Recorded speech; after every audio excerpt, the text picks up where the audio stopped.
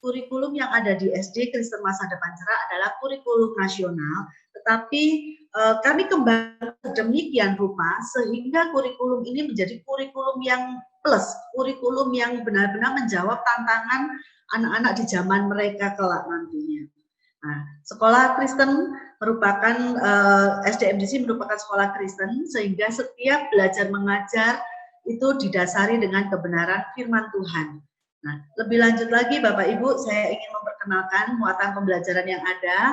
Nah, muatan pembelajaran yang ada adalah K13, tetapi kami kembangkan sendiri sesuai dengan apa yang menjadi tantangan di zamannya nanti. Sehingga K13 yang ada di SDMDC ini siap membantu anak-anak untuk menjawab tantangan ketika mereka besar nanti.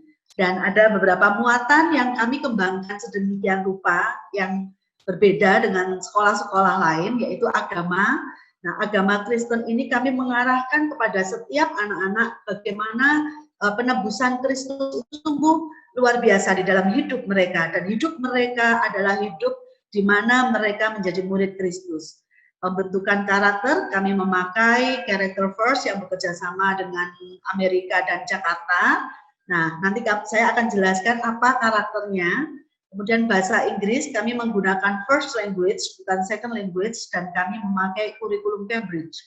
Nah, kemudian untuk art, kami kembangkan sedemikian rupa juga untuk menjawab tantangan anak-anak, untuk mengarahkan kreativitas anak-anak. Kemudian untuk musik, kami bekerja sama dengan lembaga konsultan musik yang luar biasa di Surabaya ini dengan e-project, dan untuk komputer kami bekerja sama dengan Jakarta Robotik. Kemudian untuk Mandarin kami kelola sendiri, dan lulusan dari guru Mandarin adalah lulusan dari China, yang pasti logat dan cara mengajarnya ini benar-benar bagus untuk anak-anak. Kemudian pemuritan dan life skill ini yang kami kembangkan 2 tahun terakhir ini, dan ini merupakan salah satu muatan yang paling disukai anak-anak juga, karena di dalam pemuritan dan life skill ini mereka bisa tidak hanya spiritual, tetapi life skill mereka juga terbentuk. Kemudian ekstrakurikuler kami bervariasi, kami berusaha mengembangkan ekstrakurikuler dengan menjawab 9 multi intelligence atau 9 kecerdasan anak-anak dan leadership program. Nah, apa pemuritan? Nah, Bapak Ibu, mungkin Bapak Ibu sudah mengetahui kondisi keadaan zaman sekarang ya. Apalagi nanti anak-anak kita ketika mereka besar. Apakah zaman ini semakin lebih baik atau justru zaman ini akan semakin lebih mundur? Saya melihat kemungkinan besar zaman anak-anak nanti tantangan mereka jauh lebih berat. Ya, dunia mungkin prinsip-prinsip kebenaran itu sudah mulai memudar, nilai-nilai kekeluargaan itu sudah memudar, bahkan nilai-nilai kekristenan itu semakin memudar. Kalau Bapak Ibu mengetahui sekarang mulai LGBT dan lain sebagainya itu mulai disahkan di beberapa negara. Nah, tentu kita tidak ingin anak-anak kita tersesat ketika mereka di usia dewasa kelak. Apapun yang kita berikan fondasi sejak kecil itu akan menolong anak-anak kita untuk semakin kuat di dalam menghadapi tantangan-tantangan di zamannya yang semakin berkaruan. Nah, kebenaran prinsip firman Tuhan ini yang kita tanamkan sejak kecil sehingga mereka tidak mudah diombang-ambingkan oleh keadaan zaman yang ada. Nah, di dalam pemuritan di SDMDC ini ada satu kelompok terdiri 7-8 anak dengan satu gembala, yaitu satu guru, dan ini dilakukan, mereka akan memantau anak-anak selama 1 tahun ajaran. Dan disinilah anak-anak bisa mengungkapkan isi hatinya, belajar tentang firman Tuhan, menggali firman Tuhan. Dan saya mendapat kesaksian dari salah satu anak saya juga yang saya bimbing. Dia mengatakan pemuritan ini membuat aku tuh semakin haus terhadap firman Tuhan, semakin kepingin tahu tentang Tuhan. Nah, bagaimana kalau kita tanamkan sejak kecil, kita akan tahu anak-anak kita akan menjadi anak-anak yang luar biasa. Nah, kemudian untuk pembelajaran karakter, Bapak Ibu, karakter ini kami rancang sesuai dengan tingkatan usia anak-anak sekolah dasar. Jadi kami tidak merancang langsung total, tetapi kami step by step, kami ajarkan mulai dari kelas 1, kelas 2, kelas 3, kelas 4, 5, dan 6. Nah, sampai endingnya anak-anak memiliki karakter yang berbuahkan availability dan compassion. Saya ingin anak-anak berkarakter tapi juga memiliki hati yang mengasihi orang lain, memiliki belas kasihan. Kalau kita punya karakter bagus, tapi kalau kita tidak punya empati terhadap orang lain, karakter itu juga tidak akan berguna. Nah, karakter yang diajarkan di SD MDC itu menyentuh 3 ranah, yaitu head, heart, dan hand. Nah, apa itu head? Nah, head itu pengetahuan. Anak-anak harus mengerti tentang pengetahuan apa itu karakter dan apa pentingnya karakter di dalam kehidupan mereka. Dan sejak kecil mereka tahu bahwa karakter ini merupakan salah satu fondasi di mana mereka hidup di zamannya nanti. Nah, setelah mereka mengetahui apa itu attentiveness, penuh perhatian, ketaatan, kejujuran, rasa berterima kasih, pengendalian diri, kemudian kerajinan dan lain sebagainya, mereka tidak hanya tahu secara head saja, pengetahuan saja, tetapi mereka kita alirkan dalam hati mereka, sehingga mereka tidak menangkap dalam pikiran mereka, tapi menangkap dari hati mereka, sehingga itu jauh lebih kuat dibandingkan ketika kita menangkap pengetahuan-pengetahuan. Nah, bagaimana mengalirkan karakter di dalam hati? Tentu dengan cara diskusi, menggali mereka, dan dengan cerita-cerita, dengan paparan histori dan lain sebagainya. Nah, dari situ mereka akan melihat contoh-contoh juga.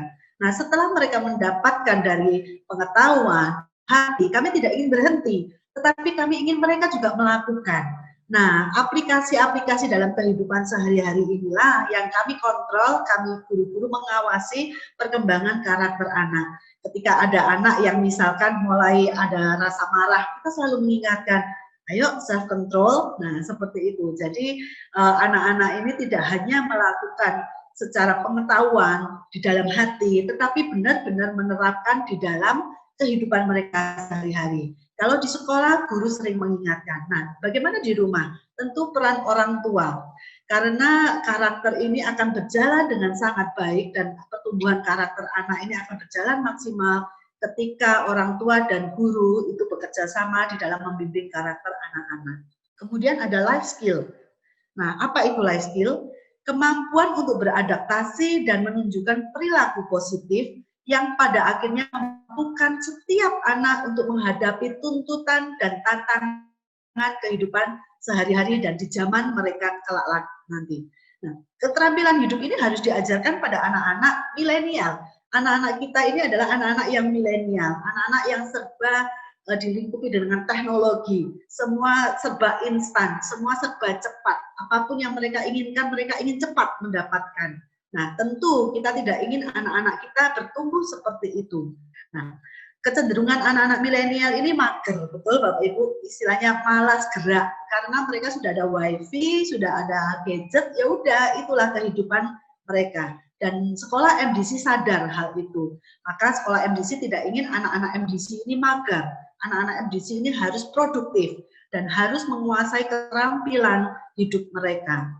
Kurikulum life skill ini kami sesuaikan juga dengan anak-anak, misalkan melipat baju, menggunakan alat-alat rumah tangga, menggunakan alat-alat teknologi, dan menggunakan gadget dengan benar, dan manajemen waktu, manajemen keuangan kami ajarkan di dalam life skill ini. Bahkan pertukangan kami juga ajarkan di dalam life skill ini. Anak-anak di sekelilingnya pasti mendapatkan banyak teknologi, tapi kalau mereka tidak bisa menggunakan alat-alat teknologi itu dengan benar, akhirnya mereka tidak bisa memakainya dengan benar. Dan kehidupan mereka kelak nanti justru semakin banyak teknologi yang akan mereka dapatkan. Nah, kita harus ajarkan sejak anak-anak, sejak kecil, sejak SD, bagaimana kita menguasai teknologi, bukan dikuasai oleh teknologi. Sehingga anak-anak kita benar-benar menjadi anak-anak yang luar biasa. Kemudian bahasa Inggris. Nah, bahasa Inggris kami mengajarkan anak-anak tidak hanya bisa berbicara dalam bahasa Inggris. Kami tidak ingin anak-anak bisa bicara bahasa Inggris, tetapi grammarnya istilahnya ngawur, atau kalau orang bilang aspun, asal bunyi. Nah, kami mengajarkan anak-anak bahasa Inggris yang baik dan benar, di mana mereka berbicara dengan tepat, Dan ada 5 aspek yang kami berikan kepada anak-anak, yaitu grammar, speaking, reading, listening, writing. Dan pengajar khusus untuk speaking yaitu dari UK. Nah, kami memberikan pengajar dari ekspatriat ini kenapa? Supaya anak-anak bisa fasih, supaya bisa terbiasa mendengarkan logatnya, ya. Nah, kemudian kami juga memiliki guru-guru yang kompetensi di dalam bidangnya mengajarkan di dalam bahasa Inggris. Kami punya tim bahasa Inggris yang luar biasa juga. Nah, yang berikutnya adalah entrepreneurship. Nah, entrepreneurship ini adalah program di mana kami berikan kepada anak-anak proses kegiatan yang kreatif dan inovasi, menciptakan perubahan yang memanfaatkan peluang dan sumber-sumber yang menghasilkan nilai tambah. Kami mengajarkan pola pikir inovatif dan kreatif melalui project based learning. Nah, kami tidak mengajarkan berjualan, berwirausaha, tapi kami mengajarkan prinsip-prinsipnya. Kami mengajarkan pola pikirnya. Kalau pada endingnya anak-anak nanti akan mengemas, kami ingin menjual, itu juga kami wadahi. Nah, tapi pola pikir inovatif dan kreatif inilah yang kita bangun sejak kecil. Karena ke depan kehidupan mereka tidak bisa mengandalkan ilmu pengetahuan saja, tapi mereka harus berpikir kreatif dan inovatif. Sehingga ketika mereka besar nanti mereka bisa bertahan hidup dan mereka bisa bertumbuh dengan luar biasa. Nah, berikutnya adalah kepemimpinan. SD Kristen Masa Depan Cerah ini sangat percaya pada dasarnya setiap anak punya potensi menjadi seorang pemimpin. Sekolah menyadari hal itu sehingga kepemimpinan kami berikan kepada anak-anak, di mana mereka bisa belajar kualitas seorang pemimpin. Bagaimana menjadi seorang pemimpin? Apa yang harus dilakukan ketika mereka memimpin suatu kelompok kecil, ketika mereka mengarahkan teman-teman mereka, kami memberikan pijakan-pijakan itu. Saya mendengarkan beberapa waktu yang lalu ketika kami wawancara dengan anak soal kepemimpinan, saya bertanya, bagimu apa pemimpin itu? Nah, ada salah satu orang anak berbicara, pemimpin itu adalah pemimpin yang bisa memimpin dan harus punya rendah hati, harus punya kerendahan hati. Wah, saya sukacita sekali. Kenapa? Karena spiritual, karena karakter itu masuk ke dalam jiwa kepemimpinan anak-anak. Jadi kepemimpinan di sini tidak hanya secara pemimpin, pintar memimpin, tetapi spiritual dan karakter mereka harus benar-benar menjadi seorang pemimpin yang berkualitas. Pelajaran musik. Nah, pelajaran musik kami memiliki pelajaran musik yang berkolaborasi. Di awal anak-anak akan belajar tahapnya pianika, kemudian recorder, dan akhirnya kami mengkolaborasi semua alat musik. Dan ini salah satu kreativitas anak di dalam menciptakan musik. Jadi ini kami memberikan anak-anak suatu proyek. Jadi mereka harus membuat istilahnya membuat aransemennya sendiri. Dan ketika mereka membuat aransemen ini, mereka punya guru yang untuk mereka bisa berdiskusi, bisa konsultasi, sehingga aransemen musik ini mereka ciptakan bersama kelompok mereka. Dan art ini adalah salah satu tempat atau pelajaran juga di mana mereka mengembangkan ide-ide kreatif mereka dalam bentuk 2 dimensi dan 3 dimensi. Di dalam art ini istilahnya bengkelnya anak-anak. Anak-anak benar-benar berinovasi dengan art yang ada. Dan art ini tidak ada di dalam muatan Dignas, tetapi kami kembangkan sedemikian rupa sehingga art ini bisa benar-benar menumbuhkan kreativitas anak. Kemudian apa yang ada di dalam metode pembelajaran yang ada di SDMDC? Kalau di TK tentu bermain sambil belajar ya. Nah, kalau di SDMDC harus mulai belajar, tidak hanya bermain saja, tetapi mereka harus belajar. Jadi belajar sambil bermain. Metode yang kami berikan kepada anak bukanlah metode yang membosankan, tetapi metode yang benar-benar menggali setiap anak-anak. Meskipun kami mengajarkan secara direct teaching ataupun kita istilahnya tatap muka hanya seperti konvensional, tapi tidak itu yang kami ajarkan. Kami ajarkan ada diskusi-diskusi di dalam kelas ketika direct guru bisa melempar, misalkan ada pertanyaan, anak satu tidak bisa menjawab, kemudian ada yang bisa membantu dan lain sebagainya. Jadi terjadi interaksi ketika direct teaching. Nah, kemudian penemuan-penemuan. di mana anak-anak kita latih inquiry-nya, rasa ingin tahunya. Nah, ini penting. Ketika anak-anak punya rasa ingin tahu sejak kecil, maka ketika mereka dewasa nanti, mereka akan menjadi anak yang benar-benar tidak mudah patah semangat, karena mereka ketika menemui suatu persoalan, mereka tidak patah semangat, oh ya sudah seperti ini, enggak, tapi mereka akan cari tahu bagaimana mereka bisa menyelesaikan suatu permasalahan yang ada. Dan salah satu ini gambar yang ada, Bapak Ibu bisa melihat mereka mencari energi alternatif. Nah, pada endingnya mereka bisa menciptakan suatu energi alternatif.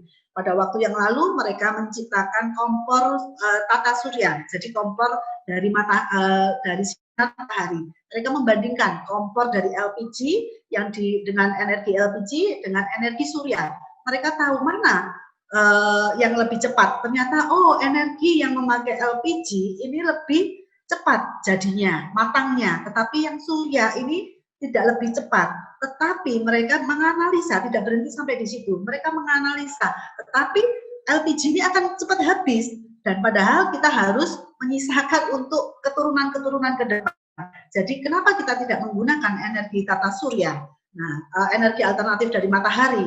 Nah, kemudian mereka menganalisa, mereka sintesis dan lain sebagainya.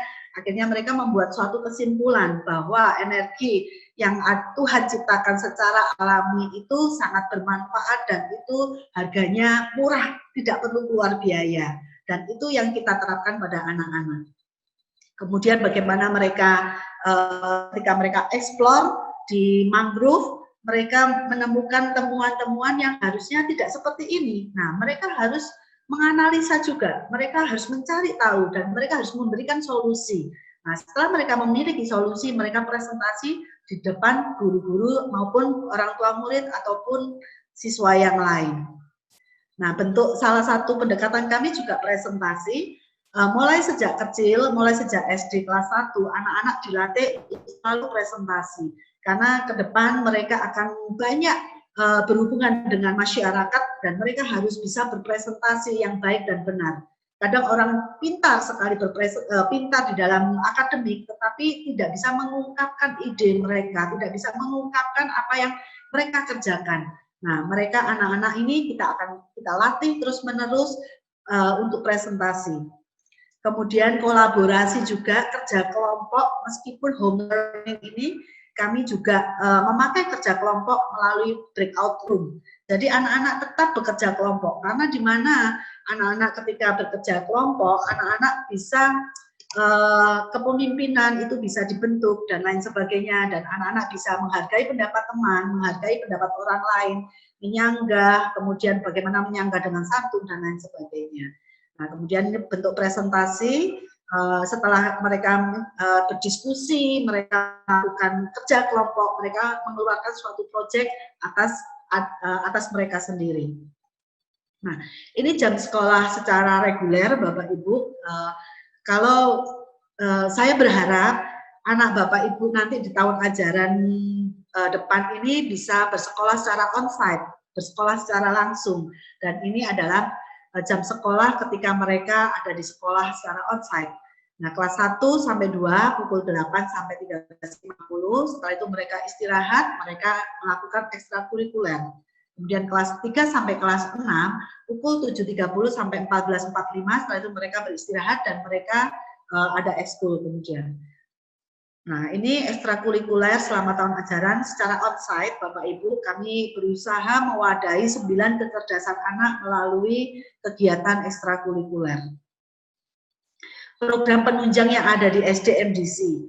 Nah, kami percaya penuh bahwa setiap anak yang diberikan, dititipkan di SDMDC adalah anugerah, dan kami harus istilahnya memperhatikan mereka satu persatu secara spiritual dan lain sebagainya. Dan Welcome to School ini anak-anak kami doakan, kami urapi, dan ada building tour juga untuk mengenal sisi sekolah.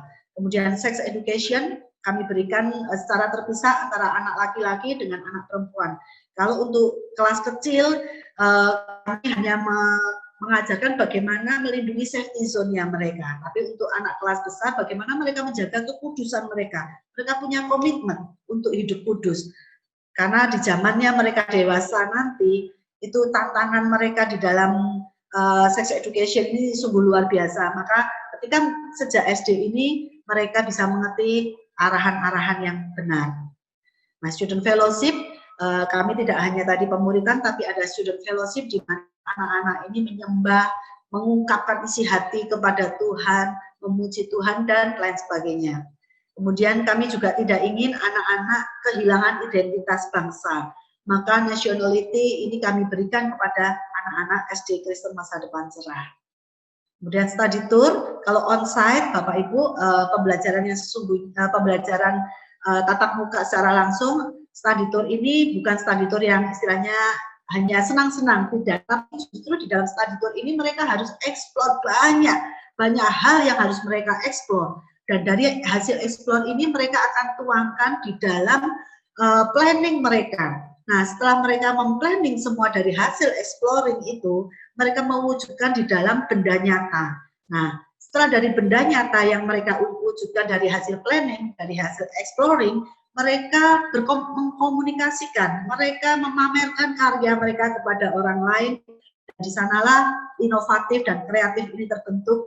Nah, dan ini salah satu pola pikir dari entrepreneur. Nah, tidak berhenti sampai mereka mengkomunikasikan, tetapi mereka harus merefleksikan apa ya kekurangannya pada saat study tour. Oh, aku ternyata exploringnya kurang dalam. Oh, aku planningnya kurang dalam. Oh, aku grogi ketika aku melakukan presentasi. Nah, anak-anak sejak kecil kita ajarkan merefleksikan diri dari apa yang mereka lakukan. Nah, tidak hanya refleksi melalui study tour, melalui entrepreneurship, bahkan kami punya reflection book yang merupakan refleksi dari perkembangan karakter dan spiritual mereka. Ketika anak-anak kita ajarkan sejak kecil bagaimana merefleksikan diri, maka anak-anak ini akan punya kecerdasan internal, kecerdasan secara diri sendiri. Jadi ada, misalkan ketika ada masalah, mereka tidak akan mudah menyalahkan orang lain, tetapi mereka belajar untuk insight terlebih dahulu, kemudian mereka baru menyelesaikan suatu permasalahan yang ada. Nah, ini output kami ingin anak-anak kelas atas sudah mulai pelayanan. Nah, pelayanan ini mereka lakukan secara tatap muka dan mereka merancang sendiri apa yang akan mereka berikan kepada orang-orang yang akan dilayani. Contohnya seperti mereka mengajar bahasa Inggris di sebuah sekolah negeri, bahkan mereka juga mengajar matematika, mengajar game, mengajar macam-macam. Kami guru-guru hanya memfasilitasi, kami guru-guru hanya sebagai fasilitator, tetapi anak-anak ini merancang sedemikian rupa sehingga itu terjadi output dan mereka mengeluarkan itu semuanya. Dan ini merupakan kebanggaan bagi anak-anak kami. Bahkan hati mereka, kami ini salah satu hand mereka di dalam karakter mereka, mereka melakukan apa yang sudah mereka pelajari, karakter-karakter yang sudah mereka pelajari dalam kehidupan nyata. Kehidupan nyata itu tidak hanya bertemu keluarga saja, tapi kehidupan nyata itu bertemu dengan banyak orang, bagaimana mereka bisa menempatkan diri di dalam setiap lingkungan yang ada. Itu yang ingin kami kerjakan di dalam anak-anak. Dan pemeriksaan fisik dan gigi kami rutin juga melakukan. Kami tidak hanya memikirkan karakter spiritual, tapi secara fisik kami juga harus memperhatikan anak-anak. Nah, Natal dan Paskah ini merupakan bakti sosial anak-anak juga, bagaimana anak-anak belajar mendoakan orang lain, belajar berempati juga. Nah, kalau dari kelas kecil kami ajarkan supaya mereka memiliki hati yang berempati kepada orang lain. Jadi kami memiliki tujuan di dalam Natal dan Paskah, tidak pesta pora, tapi kami punya tujuan, yaitu tujuan itu untuk sebagai murid Kristus kita harus melayani orang lain.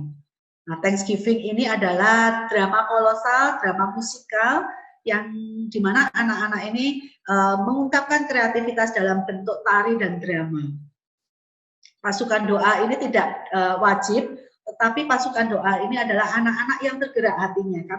Kami rutin di pasukan doa ini, mereka setelah makan siang, mereka cepat naik ke ruangan saya untuk berdoa bagi bangsa dan negara, berdoa bagi keluarga MDC. Dan kami melihat anak-anak ini sangat antusias, semakin hari semakin banyak anak-anak yang ikut pasukan doa kami. Nah, kemudian student-led conference, kami selalu mengundang orang tua, karena orang tua adalah pendidik utama anak-anak, sehingga orang tua berhak mengetahui apa saja yang diajar di anak-anak pelajari, dan anak-anak di sini belajar bertanggung jawab untuk menyatakan semua apa yang mereka pelajari kepada orang tua mereka dan membangun hubungan yang positif antar keluarga juga. Dan di dalam Student Conference ini mereka istilahnya refleksi bersama. Jadi menuliskan kelebihan, menuliskan apa yang perlu diperbaiki, pujian-pujian, encourage dari orang tua ini yang akan mereka berikan kepada anak-anak mereka. Dan ini membuat anak-anak semakin percaya diri. Kemudian Family Day kami lakukan juga, ini melepas semua gadget, dan kami rindu di dalam Family Day ini ada keakraban di dalam keluarga inti maupun keluarga MDC. Kemudian open house, nah hari ini kita tidak bisa melakukan open house secara onsite, tetapi tidak menghalangi kita untuk melakukan open house secara virtual. Ya, parent seminar, karena kami sangat percaya penuh bahwa orang tua partner yang luar biasa bagi kami, sehingga parent seminar ini kami berikan. Nah, masa pandemi ini kami memberikan parent webinar. Tanggal 12 September nanti akan ada parent webinar yang dilayani oleh Yayasan Cahaya Harapan Bangsa Memdani, tumbuh kembang gerak anak, betapa pentingnya di dalam tumbuh kembang anak ini, sehingga anak-anak bisa lebih konsentrasi, anak-anak ini bisa mengikuti pelajaran dengan luar biasa. Jadi kami memilih pembicara-pembicara di dalam webinar ini bukan sembarangan, tapi pembicara-pembicara yang sudah luar biasa, sudah benar-benar makan asam dan garam. Nah, kalau parent seminar ini saya berharap setiap orang tua itu bisa hadir, karena ini akan menyamakan persepsi antara sekolah dan orang tua.